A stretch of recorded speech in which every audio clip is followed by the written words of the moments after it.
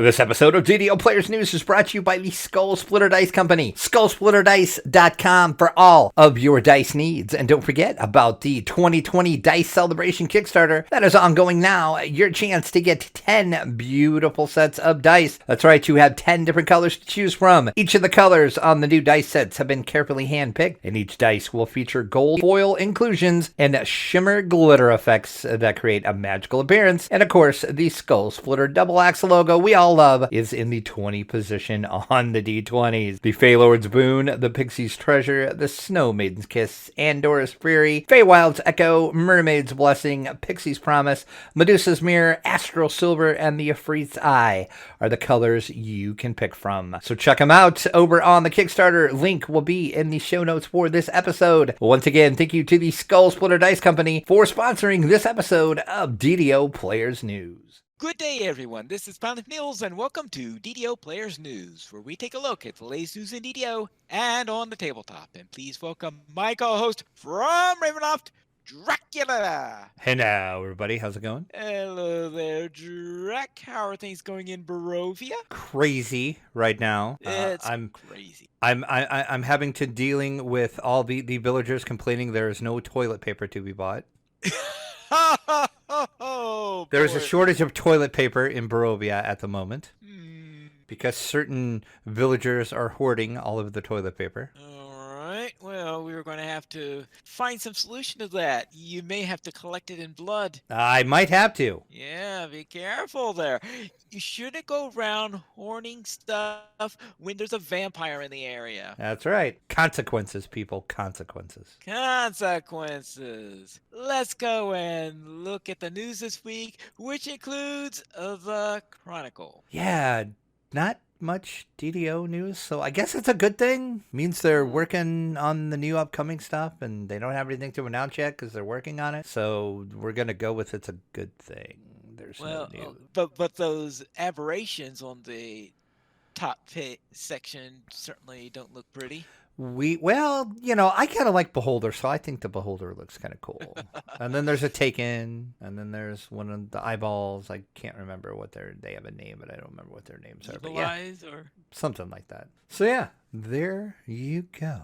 That is a cool cover image, though. Kind of a weird cover image. Yeah, I kind of figured it would be something hardcore related again, but okay. Cool cover image nonetheless. In the community spotlight of our Chronicle this week, MMO Central interviews Executive Director Rob Ciccolini, a.k.a. Sutherland, about the latest news. And that was kind of a wrap-up from the PAX East party when they kind of broke all the news that we talked about. This was just kind of a follow-up interview. Drew Inspire over at MMO Central just asked Sev several more questions. It was first part of the interview was about DDO. Second part was about Lotro. So if you only care about DDO and you want to check out the video, watch it. But the first 15 minutes-ish, something like that, is DDO, and then the rest is Lotro. Good job, Drew Inspire. It was a good watch. Nothing really new was gained from it, though. He did kind of clarify some stuff. He clarified. He just wanted to make sure that everybody did realize the level cap is not going to be all at once. It's going to be gradual, like we talked about, because there was some people that was confused about that. But nothing new came out of it. But good watch nonetheless. Axel over on his channel is asking one big question. Does kill count matter? Does kill count matter?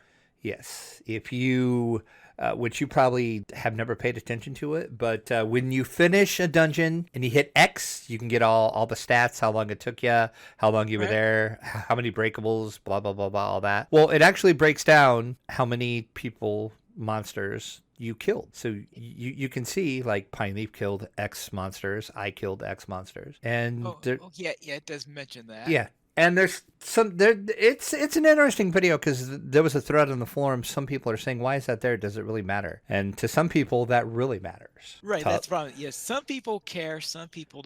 And it's this way. The one who has the The DPS characters are the ones who usually care about it. That's exactly it. So, very well thought out video from Axel. But yeah, just go check that out. I enjoyed that one. Good job, Axel. And then Doug Glendower over on his Bard Life stream is celebrating his 3rd anniversary, and he is going to be doing that this coming March 21st. He's going to be having points giveaways and more. That show is going to start at 8 p.m. Eastern over on DDO stream. But good job and congratulations, Doug, on your 3rd anniversary streaming over on DDO stream.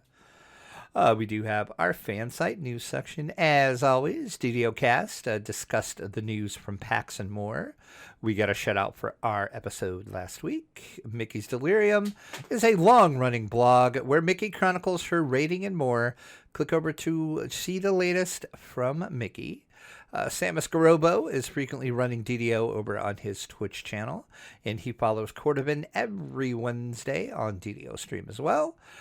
There's a lot of stuff happening over on DDO stream, of course. DDO PL is a tiefling in the city. Alex and Lynn wrap up the anniversary party, and Brock and friends bring in the role play. Over on Twitch, check out Voodoo Spice's raids.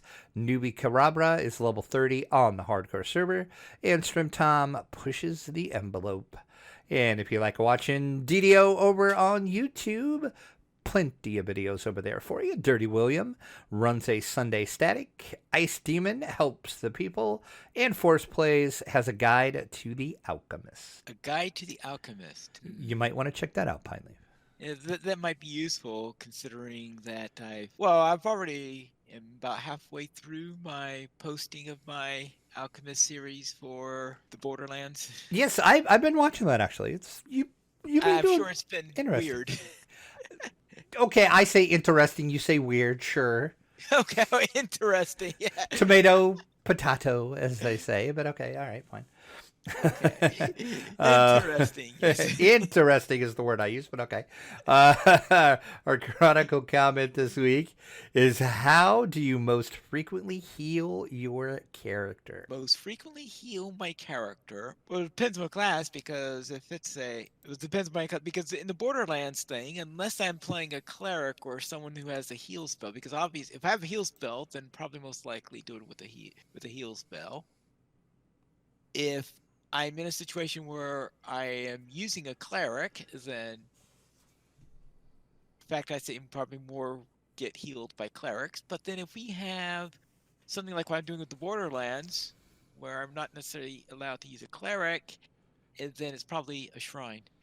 I would say mostly mine as a cleric, be it either a hireling or a player cleric. Yeah. Because usually, like if I'm running with like Rent and Tay, Rent is our cleric, so Rent always keeps me healed.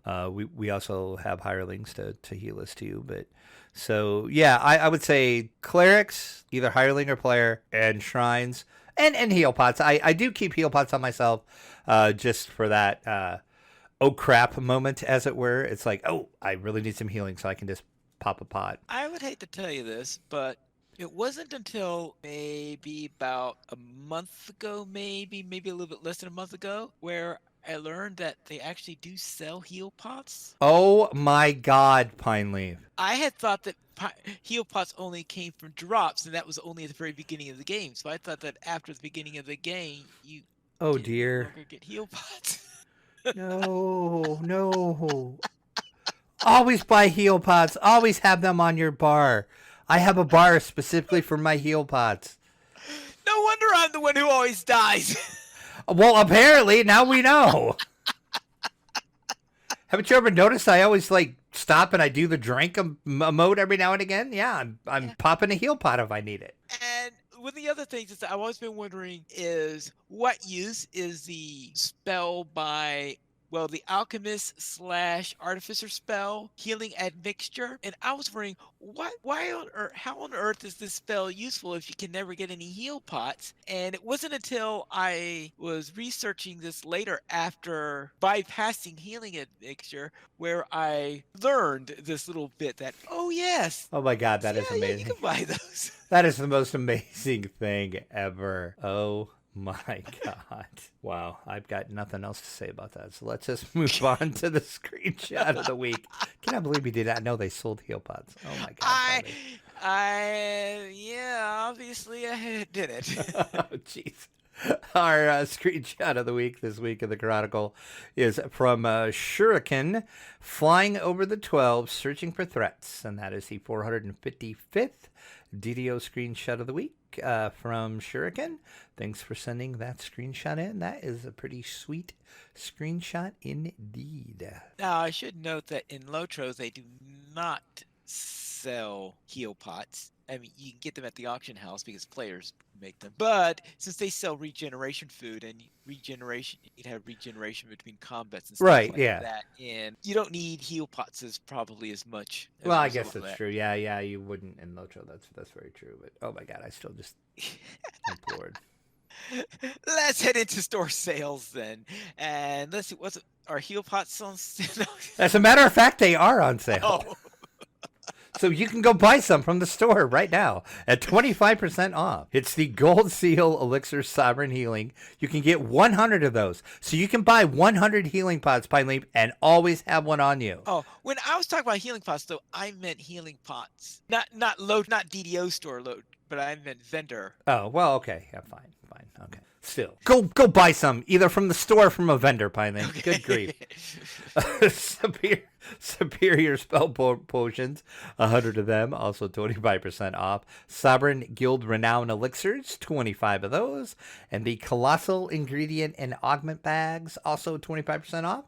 You have till March 19th to take part in that sale. The weekly coupon code is going to get you a free long-lasting Fox's Shrewdness Potion ×5. Say that a couple times fast. Coupon code is Shrewd now through March 19th as well. Now let's go and see what is from the dungeon.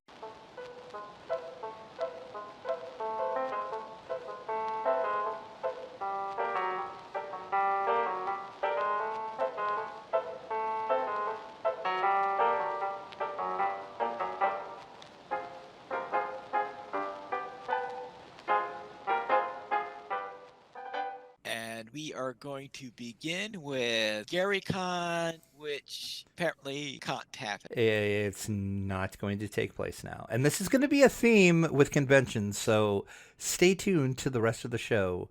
You're going to notice a theme. Yes, Gary Con was scheduled for March 26th through the 29th, which for the astute among you was just pretty soon coming up. But alas, no Gary Con this year. Luke Gygax posted over on the Gary Con site. Gary Con is more than just a gaming convention. It's a celebration of the life and works of my dad, Gary Gygax, and his love of gaming.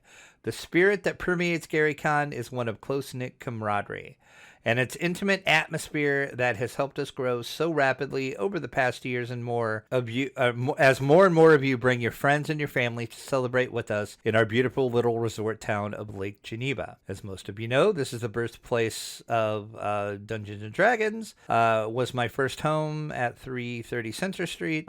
So Gary Con attendees are like gaming family. You might know there's a little thing running around called COVID-19, aka the coronavirus, right, which is pretty much upsetting a lot of things, conventions being one of them. In the state of Wisconsin, the governor said you cannot have a gathering with more than 50 people. Well, that would be hard to hold Gary Con with less than 50 people. Yes, it would be. Unfortunately, Gary Con had to get canceled. They did say all attendees with a Gary Con 2020 badge will receive a discount for the 2021 badge. They have to assess the financial impacts before they can tell you exactly what that discount will be. If you had a gold, platinum, or diamond badge, you're going to be guaranteed first access to that badge level for 2021. They are going to mail the swag bags for the gold, platinum, and diamond level badge holders if they have an address for you. So they are asking you to go over onto your accounts and make sure that you update your badge information to include your mailing address if you did not do that, because you are still going to get get your swag bag. And then they are also going to get some swag up on the bazaar, which is over on their site, hopefully by tomorrow, March 17th. And they're going to have big discounts on all of the GaryCon merchandise. So they're asking everybody to go that was going to attend the show, go over there, buy some stuff. That's going to help them kind of recoup some of the damage that was inflicted by them to have to cancel it. And then they also encourage everyone to take part in virtual GaryCon, which is going to be happening the same time that was when the regular GaryCon. So if you couldn't attend GaryCon, you could attend the virtual GaryCon, which of course is Roll20 and Fantasy Grounds games. There's a whole website set up for it. I got a link in the show notes about that in the article. So go attend virtual GaryCon. Alas, no GaryCon this year, which is kind of sad. Let's see what else is coming from the dungeon. Hopefully it's better news. The original adventures reincarnated number 5. Castle Amber is coming from Goodman Games. Yay, Castle Amber. This is one of my favorite old school adventures. It's a different style of adventure. Even for like old school D&D, this is a really different adventure. It was originally came out for the D&D Expert set. And that's right, Goodman Games is bringing the 5e translation as an homage to the original module. And also they're going to reprint the original module in the book as well, like they have done for all the other books they have done. This is converted by Michael Curtis and Tim Wodzninski. Sorry, Tim, I probably just butchered your name. The original module was written by the beloved game designer Tom Molday in 1991 and partially inspired by the writings of acclaimed fiction author Clark Aston Smith. Both the original module and the 5e, or I'm sorry, both the original module and the Adventures Reincarnated number 5 cover will feature art by Earl Otis.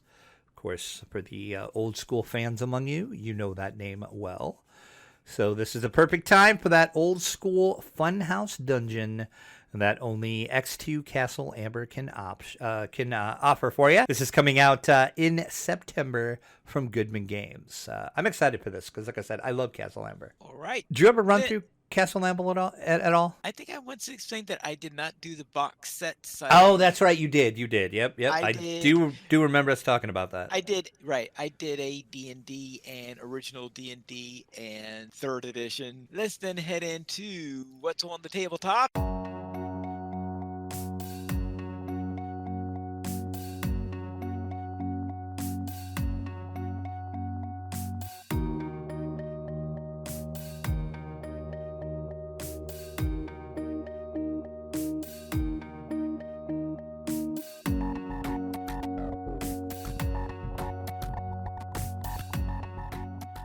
And we'll begin with Adepticon, which is to be held on the same weekend as GaryCon, so you can guess what this story's about. Exactly. I'll give you one guess why we're talking about Adepticon. It's been canceled as well. The organizers kind of had almost the same thing to say that Luke Gygax said about GaryCon. Since the very first Adepticon held 18 years ago, we've made it clear that the highest priority in any consideration would always be the attendees. Over the years, we have done our best to be loyal to this principle with our incredible staff, volunteers, organizers, and instructors.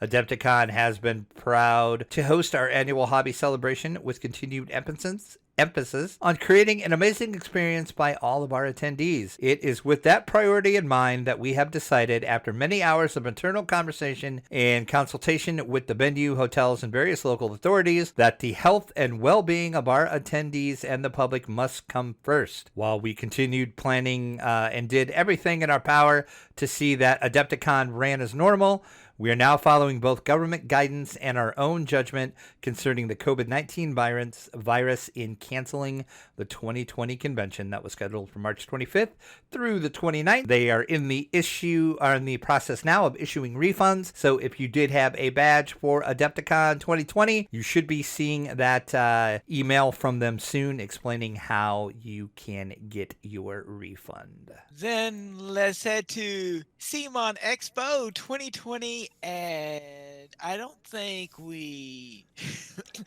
we need more than one guest to know what this is That's right. about. That's right. I sound like a broken record, but hey, COVID-19 claimed another convention. Yeah, this time it's the Come On Expo 2020. This of course is held every May, and it is canceled again due to COVID-19. In May. That's Yes. a really early cancellation. Yeah, it is. It is. I was actually surprised about this one. Because most of them have been March, early April that have been canceling, which I could see. But yeah, May, this one did kind of surprise me. They said this year we had a very difficult decision to make. The coronavirus pandemic is spreading at an alarming rate, and most governments are asking that their citizens refrain from big public gatherings. With a heavy heart, Come On has decided for the safety of our employees, our guests, and our attendees to cancel the Come On Expo 2020. Again, they're in the process of doing refunds. Look for an email or go over to the site where you purchase your badge if you have any questions on that. But yeah, I can only think that they were getting ready to do some stuff because there's certain things where GaryCon and Adepticon, they were both in a phase where, except for the hotel, because might get some of that back because government shutdowns and stuff like that. Mm-hmm. But Come On is being closed before they hit that threshold, I think, which means to me that they must have been getting ready to spend a lot of money getting stuff written, stuff like that, in order to decide to probably forfeit. Yeah, like I said, This one shocked me this early. So yeah. So I have a feeling they decided the not canceling it would be more expensive really early. Yeah, I could say really early for that one. But yes, another one struck down by COVID-19. Now let's head into Godzilla Tokyo Clash coming from Funko. It's going to what is Godzilla going to be fighting the coronavirus? I bet Godzilla could beat the coronavirus. That's what we need. Where is Godzilla when we need him? Where is he at? Yeah, Funko Games have announced several games in the past week or so. But Godzilla Tokyo Clash strategy game is going to let players stomp and smash the vintage Tokyo cityscape as Godzilla, Mothra, King Ghidorah, and Megalon as they battle for dominance. Players are going to battle and destroy a different city every game through the use of a module board tile and sculpted buildings. Each kaiju is represented by a large-scale figure, and decks featuring attacks and powers unique to that monster. Humans fighting to save their city are represented by event cards, and increase the damage dealt to the building miniatures. Increase the damage dealt to the players. The game will include 13 game board tiles, 4 kaiju miniatures, 4 kaiju mats, 4 kaiju decks, 13 building miniatures, 6 events cards, 74 tokens, a damage track mat, 5 tracking cubes, an oxygen destroyer marker, a miniature stand, and instructions. Yeah, I'm interested on the oxygen destroyer marker. I'm like, what the heck is that about? But Godzilla Tokyo Clash strategy game is set to come out for 2 to 4 players, ages 10 and up. It's going to play in around 45 minutes. $39.99 is the retail. Look for it in June as a Target store exclusive. And we'll have a mass retail release in October. But from June to October, you can only get it at Target stores. And this coming from Funko. So, and hang on. What's interesting about this is the only games Funko has brought out so far has been in the Funko strategy game. So it's been using the Pops. Right. Funko is getting away from the Pop games, and they're actually doing games now, which is interesting. That I figured they would stick with the Funko, which that brand is still doing good. It's not like that's not a big seller or that wasn't popular. It's just interesting to see them branch out into like other games. Now, is this an existing game that they're bringing into English, or is this an original game? This is an original game. All right, then, because I noticed that we have half the stuff in here is written in Japanese, and I didn't know. Yeah, I think they're just doing that because the whole Godzilla Kaiju theme Okay. is what I assume. But yes, this is an actual all original game. It's published by Funko, and of course it's being made by Prospero Hall, who Funko owns, so they're doing all the game design and everything on it. Okay. Then we have the op has announced that the Friday the 13th, the board game. Oh my goodness gracious. And I am so excited for this, Pine Leaf. You do not know how I'm excited I am for this game. right? Yeah, this, of course, is inspired by the slasher flick that everybody loves, Friday the 13th. Now, did they announce this on Friday? They did, actually. Oh, okay. Because I just want to make sure, because it would have been a missed opportunity if they hadn't. Yep, nope, they did, yeah. This was actually originally announced on Friday the 13th. Okay. And nobody, to my knowledge, nobody knew it was coming. I didn't know it was coming. I didn't hear anything from it. I didn't have any, pre-release, press release on it or any hints that it was coming. They didn't even say they were going to make an announcement. Just all of a sudden on Friday, it was like, Friday the 13th, Horror at Camp Crystal Lake board game coming soon. This is a light strategy game. Also got some pressure. Yep. Light strategy. Press your luck style game. You and your friends are going to be playing the horror cliche camp counselors, and you'll be trying to collect supplies and evade attacks from Jason. And you can even turn against your friends and steal supplies from the other players, because who wouldn't want to do that? Can you survive 5 nights of terror at Camp Crystal Lake? You can check out more information. That's really about all that they announced, other than it's going to come out this summer. MSRP on it's going to be $29.99. 6 player boards, 1 cabin board, 10 critical supply cards, 6 backpack cards, 64 fear cards, 88 blood spatter tokens. Only 88 of those? I'm sure we need more blood than that. 6 escape tokens, 6 player tokens, 1 night tracker, 67 supply tokens, a camp bag, and a rule book. But yes, and this is the first Friday the 13th actual licensed board game. Wow. There have been several other games that we all know it was Friday the 13th, but they didn't actually have the license, so they couldn't say that's what it was. Right. But you could tell that's what it was. Like the biggest one that comes to mind is the game Last Friday. That's, I mean, you're going around a camp trying to not get killed by a killer. I mean, it doesn't take two and two to put together. Oh yeah, that's Friday the 13th. Yeah. But yeah, this is the first official, which I guess I didn't realize that there was no other Friday the 13th games, but this is the first official licensed game. Well. Coming this summer. I'm excited. I'm super excited because this is the ultimate screw your friends over game. So you already know I've had plenty of stories about how our friends play games. So and one of my friends is like a huge Jason and Friday the 13th fan. So yeah, as soon as I got this news, I sent my article over to him, and he's like, "Dude, we have to play this," and I'm like, "I know, right?" So yeah. So look for that, as I said, coming this summer. No exact date other than summer. MSRP of $29.99. I can assure you, though, that it's definitely not going to be on a Friday the 13th then, because the next Friday the 13th is in November. I looked that up because I thought, oh, that would be excellent if they would do that. And then I'm like, oh, wah, wah. Wah, wah, yeah. But that must be why they made sure they did the announcement on a Friday the 13th. Yeah, that's true. Because they wanted to hit the summer convention season, assuming there are any conventions. Yeah, going to say, assuming there's going to be conventions to actually hit, but yeah. But that's another matter. So that is Friday the 13th, Horror at Camp Crystal Lake. Then let's head into our week in gaming.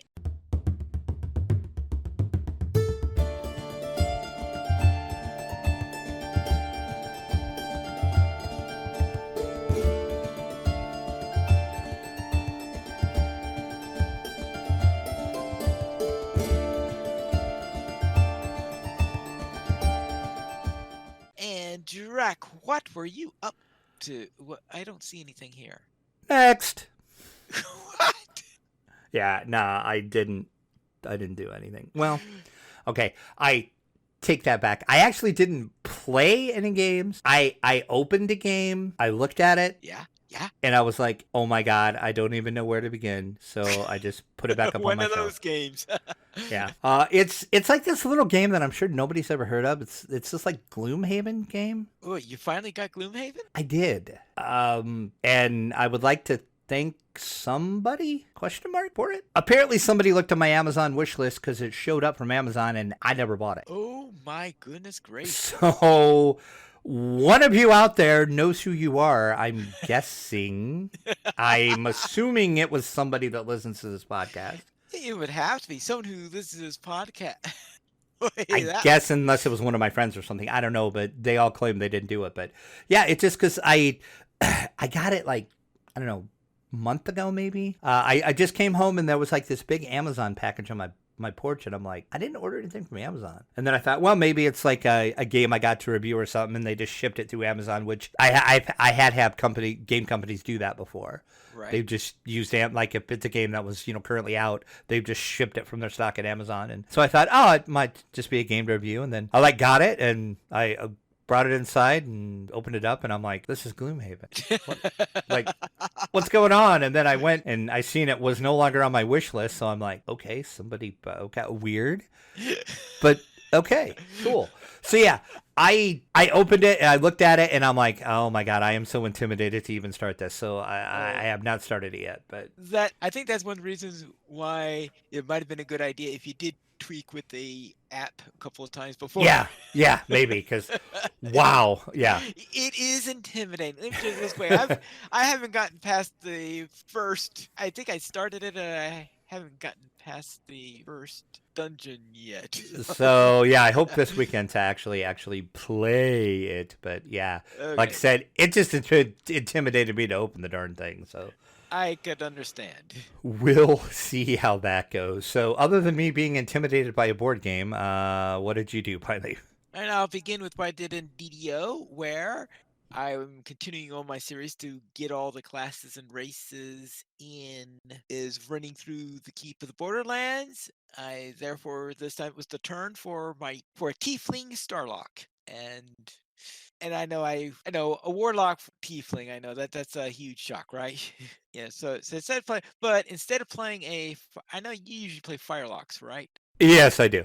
Right. So I decided to play a Starlock and see how that one was, since I've never seen one of those before. So I was seeing how that was going. So I went into, ran the grotto, because this time I did not click on the dice before going in. So I ran through the grotto, of course. Then I went to the Borderlands Wilderness, where I learned that warlocks don't have much better healing than barbarians did, but oh well. All right, slightly better healing on that from the shrine, but not too much better. Then I went in, going with no hireling, thinking, all right, how long will I be able to survive before I give up on doing this without a hireling? So I ran Cage Beast, Treasure Hunt, Bugbear Bandits, Watch Your Step. Now, in doing Watch Your Step, this is the first time that I ever killed that runner at the start. Because when you get into Watch Your Step, you immediately hear that there's this kobold runner running away as fast as possible. Yeah, I never can kill that thing. Right. I managed to kill it this time. So I killed that, and then I learned with the optional that you unlock as a result of that, so that you can get the token of Kobold Chaos, because I had never gotten that before, because we've never killed the runner. So I managed to get that, and I did at first forget to talk to the person you're supposed to talk to. The annoyance I have with D&D is that, unlike Lotro, they do not have an indicator that someone wants to talk to you. Because in Lotro, you have the quest ring, and in WoW, you had either a question mark or a exclamation point. But in DDO, if you are in the main world, in other words, in the common world, you will see these markers, but when you're inside of a dungeon, you don't see any indicators that you're I supposed to guess be I talking to this person. I guess I've never thought about that because, yeah, like you said, on the quote unquote city and the landscapes you have, though, I call them chalices. I don't know Yeah, the exactly chalices, yes. what they are, but I guess I never thought about it. In the dungeon, they actually don't have that on their head. They don't have those chalices on their head, and it would help a great deal if they were. Because this is the first time where I've been going all over the place saying, what did I miss? What did I miss? Why didn't. Okay, because I did not finish off the deal that got started because you're supposed to talk to the person twice. And I said, oh, Yeah. right. So, yeah, so we had that annoyance in there. And there have been other quests. I think it's, for example, that time when I did the Temple of Amber and I didn't finish things properly, be with one of the side quests because I didn't realize I was supposed to talk to somebody. That's just like, ah. Then I ran obstructing the orcs, then the hobgoblin horde. And as I was running the hobgoblin horde, question came to me: why Okay. do hobgoblin pikemen carry poleaxes? Because DDO has no pikes. So why don't What? Why do they call them pikemen then? Exactly. I don't know. it's like, okay, they're carrying. You know, I'm gonna have to remember to write that down. And the next time I talk to one of the devs, or Jerry, or Seb, I'm gonna ask, why do you call these pikemen when they? Why don't you call them like polemen or axemen or something? Good Yeah. question though, Piney. Good There you question. go. Now go with the question on why we don't get chalices inside dungeons. Yes. Yeah, exactly, exactly. Writing that down as well. Then, of course, I got to Violent Delights and saying, okay, how badly will this go? And I went in there and I actually managed to complete it without the hireling. And I was surprised because I was thinking that would be too squishy to have any hope of surviving that battle. But looks like ranged attacks help a great deal there. That and one of the spells on the Starlock is really sweet at doing damage. And I used that, I think, also, and I use that against bosses where I go in there and it really helps in there. See, I told you warlocks are amazing, Piney. Then I went in, of course, total chaos, still sans hireling. I go in there and I get to and of course, because I did all those tokens in there, because I managed to collect all 3 tokens. Yeah, see, I've never done that because I've never killed Right. the runner because I've never seen the runner. So yeah. Right. And so you have all of the people that you interacted with in those other 3 Right, quests yeah. present in the total chaos. And what happened is that, and I decided, well, I've got I've got these other people tagging along already, so I really don't need the Medusa who's going to betray me in the end anyway. Spoiler alert, Piney. Jeez. But I said spoiler alert, Piney. Jeez. well,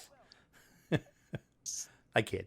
I mean, it when is I a found Medusa out, after all, and come on. yeah, there is that. So I attacked the Medusa. And if you attack the Medusa, apparently everyone else all the ones that are following apparently had a great respect for the Medusa and they turn on you. Oh! See, I've never actually attacked her, so. Oh, wow. Okay. Now, the thing is, though, is that I attacked her after having only 2 of them and I didn't have a problem. But when I had all 3 of the tokens of total chaos, apparently they all turn on you and yeah, you get ripped apart, or at least I did. Because Good to know. I not only had the Medusa, he's like, killed the Medusa. I said, what's going on? Who are these other people? Oh my goodness gracious. And I managed to get into the room with the res shrine. And I was thinking, okay, well, it turns out though, now they're all camping on top of me. And every time that 1 second ticker, every time I stabilize and eventually wake up, they immediately attack me as soon as I wake up.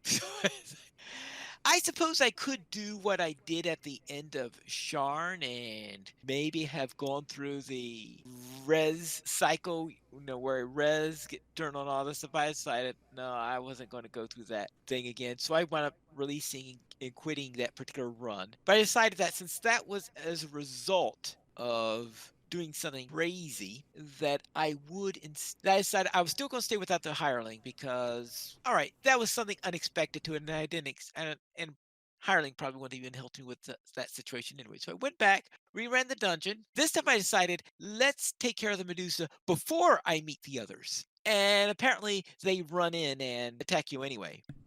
Oh, well, that's good to know. Okay. So, I'll have to try but to run that quest and do that if I can ever kill that stupid runner to get all 3 of them. But it looks like, though, that this time I wasn't as shocked by what was going on as I was the other time. So I actually managed to survive the battle this time, on the second time around. Then I went to that shrine and healed up because I certainly needed it after that. And then I went and finished the dungeon. So it's the first time I completed that optional in there, and I really ripped apart the boss that runs away in there. I thought, rip, rip.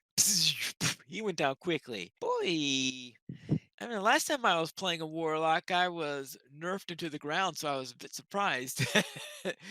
Is that things went on that powerfully, so I managed to take care of that. Finished it. So that means I completed on the warlock the keep on the borderlands without a hireling. All right. Sweet. Congrats. Then on tabletop, I played some Castle Ravenloft. First, I ran the Gauntlet of Terror. Then after that, I ran Blood and Fog. Ooh, Blood and Fog is my favorite one out of that whole game, I think. Ooh, all right.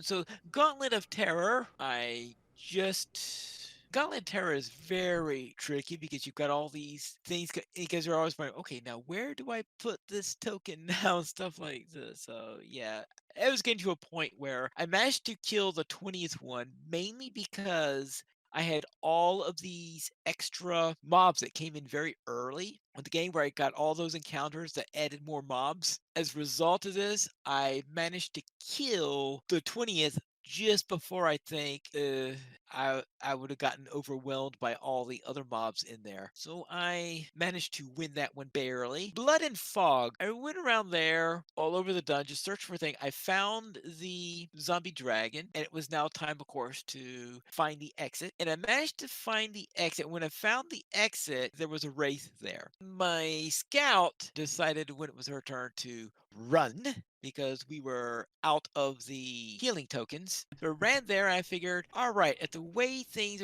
actually tried to do a hit and run, but the hit failed. So ran out on there and my cleric decided to was now running and my cleric had to run all the way from the other side of the dungeon and barely got to the point. Then we had a situation where he had the wraith standing right in front of the cleric, and then the zombie dragon was one tile from coming over and doing very nasty stuff. Oh, jeez. So I had to get by the wraith. The problem is though is if I stopped, I got there as I was just barely off of it, and I had placed the wraith in a position assuming that the scout was going to kill the wraith, and as so because the wraith was in that position, it was in a position then to be able to attack my cleric. I'm beginning Okay. to think that what I should have done was put the wraith inside of the scout's tile and ignore the wraith, because if I attacked the wraith and killed the wraith, then it would have killed the scout because the scout only had 1 HP left. Because Right. the scout ignored the wraith and then ran, then the wraith would not have been able to attack the cleric, and the cleric then would have just been able to run to the exit and win the game. I didn't think about doing that. Hindsight's 2020, as they say. And the wraith then hit the cleric for 3 hit. I forgot that wraiths do 3 hit points of damage when they hit. Yeah, they're Brutal. nasty in Castle Yeah. Ravenloft. And of course, my cleric had 3 hit points left. Oh, no. Boom. Down on the floor, game over, because I didn't have any more healing surges. I also played Mystic Veil Nemesis, tried that solo mode again in there, and trying to see if I could do any better. I actually did better than the first time, because the first time we lost by 27 points. This time I only lost by 17 points. Obviously, it means I need to get better at Mystic Veil, because I'm hearing people getting certain types of scores and stuff like this in Mystic Veil when they play. It's like, okay, I am not getting scores like that, which means that I need to be able to better gather my resources and being able to buy stuff with it. Other chance of, because I'm going against the easiest of the nemesis right now. Yeah, I obviously need to get good there. Played Tiny Epic Kingdoms using the Heroes Call expansion. And this is my first time playing with the Heroes Call expansion where they add towers and heroes to it. And the main reason I decided to play this was because a new solo con just started, because since solo cons don't have gatherings of greater than 50 people, they don't get canceled. Virtual cons, yes. So I was able to do that, and I was able to actually win. I decided though that the towers module within Heroes Call just makes the solo game too easy, because what happened is the solo player was not able to build towers, because one of the things that they could do is, of course, build is one of the objects in Tiny Epic Kingdoms is to build this tower. But when you're playing with Heroes Call expansion, you actually have to be able to place a tower physically on the board in order to build the tower in there instead of just going up a step in there. And the solo player was rarely in a position to do that. Actually, solo player did get 4 towers built. It was just that I think it would have gotten 6 built easily without the rule in there, and would have ended the game and been able to probably have won, or at least made it a very, very close game to it. So that's something for me in the future. In the future, I'm going to see what would happen if I tried playing with heroes, but no towers, and just using the regular tower rules, and see how that works. And I think it might give us a good game. And then in Minecraft, I played week 2 of Mage Rage, where I was to look for various things that were red, white, and blue. I can only imagine that the maker of this was thinking of the Union flag at the time. When I say Union flag, I mean the United Kingdom flag, because he lives in the UK. So we'll see how that. So I was able to find everything eventually and did a better one than I did for week 1. And I also finally finished the MHC for March, which I managed to survive and build a Firewatch tower. And that concludes what I did in gaming this week. Again, where do you find the time? That I don't know. You would amaze me every week. We currently have 14 supporters on Patreon. Yay, it went up for a change. We went up and not down. That's amazing. Yes, the money that you sent to help support us is used for podcast hosting, website hosting, and to pay for our live shows. If you'd like to donate, you could go to the donations page on the Players Alliance on Patreon. There you'll find rewards, including a mention on the podcast of your choice, or be guest with us for an episode of DDO Players News. And if you would like to do a one-time donation, you could send an email to drac@ddoplayers.com to inquire on the matter. This week, we did not receive any emails, but if you'd like to send us one, you can send it to podcast at ddoplayers.com. You can also follow us on Twitter, the Players Alliance at Players Ally, DDO Players at DDO Players, Draculetta at Dracula_72, and Pineleaf at Pineleaf Neals. And you can follow Drac on Twitch at Draculetta_72. The Players Alliance has 2 live shows on Mondays at 7 p.m. U.S. Eastern Time. We have DDO Players News, and on Saturdays at 8:30 p.m. U.S. Eastern Time, we have Lotra Players News. You can choice for our shows at ddoplayers.com/live. And that's all for tonight, and this is Pineleaf Needles reminding you to quest responsibly. This episode of DDO Players News was brought to you by the Skull Splitter Dice Company. SkullSplitterDice.com for all of your dice needs, from metal dice to regular dice. If it is a dice and you need it to play RPGs, you can find it at the Skull Splitter Dice Company. SkullSplitterDice.com. Don't forget about the Kickstarter. Link will be in the show notes so you can get in on the 10 beautiful dice they have up on the Kickstarter. Once again, SkullSplitterDiceCompany.com for all of your dice needs. Thank you so much for sponsoring DDO Players News.